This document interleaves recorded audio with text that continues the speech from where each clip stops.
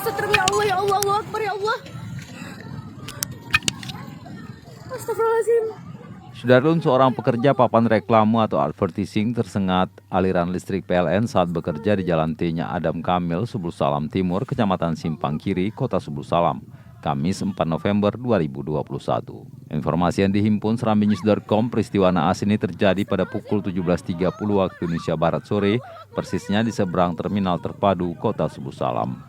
Adapun korban bernama Andi Nata, warga Stabat, Sumatera Utara. Tubuh korban sempat bergantung dan menggelepar di atas kabel antara perancah atau scaffolding.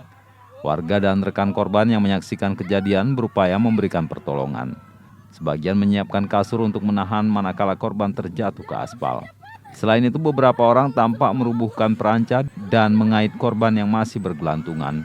Beruntung upaya pertolongan membuahkan hasil. Korban terlepas dari kabel PLN hingga terjatuh bersama perancah.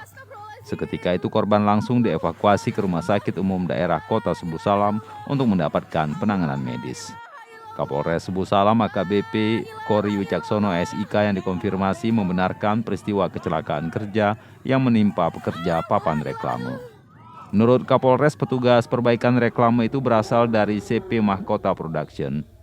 Akibat peristiwa tersebut, korban mengalami luka bakar hingga 20% di bagian tubuh. Dari Subul Salam, Khalidin, Serambion TV.